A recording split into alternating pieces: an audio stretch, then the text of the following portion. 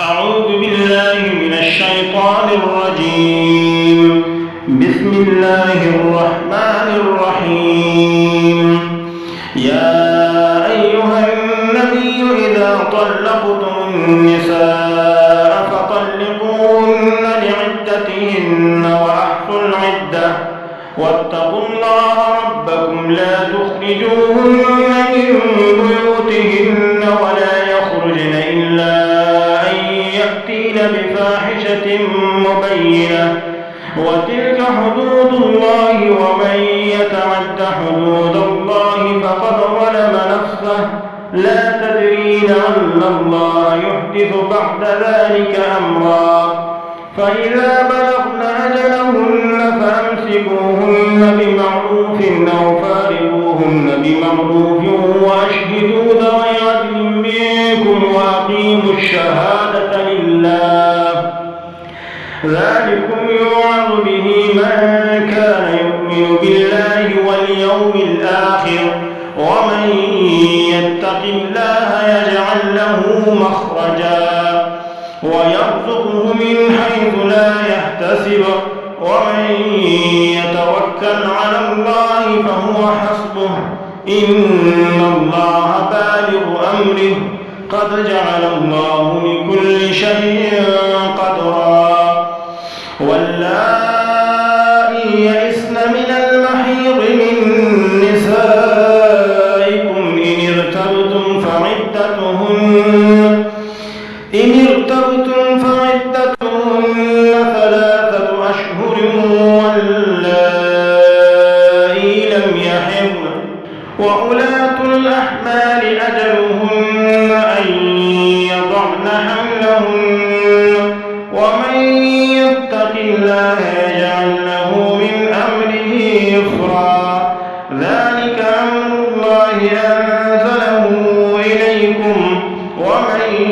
يتق الله يكفر عنه سيئاته ويعظم له أجرا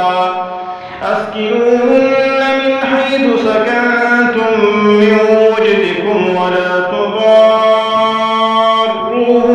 لتضيقوا عليهن وإن كن أولات حمل فأنفقوا عليهن حتى يضعن حملهن فإن أرضعن لكم فآتوهن أجورهن وأتمروا بينكم بمعروف وإن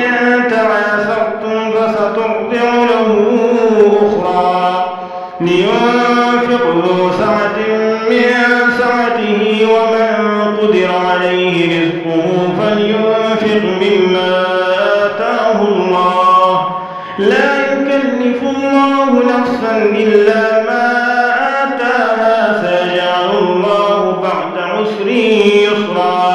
وكأين من قرية عتت عن أمر ربها ورسله فحاسبناها حسابا شديدا وعذبناها عذابا نكرا فذاقت وبال أمرها وكان عاقبة أمرها خسرا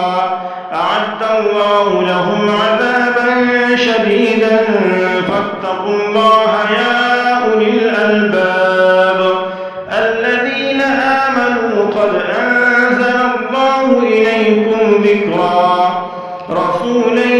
يتلو عليكم آيات الله مبينات ليخرج الذين آمنوا وعملوا الصالحات من الظلمات إلى النور ومن يؤمن بالله ويعمل صالحا يدخله جنات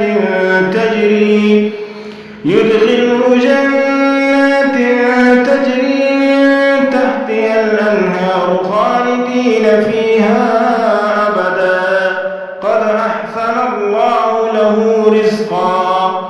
الله الذي خلق 7 سماوات ومن الأرض مثلهن يتنزل الأمر بينهن لتعلموا أن الله على كل شيء قدير وأن الله على كل شيء قدير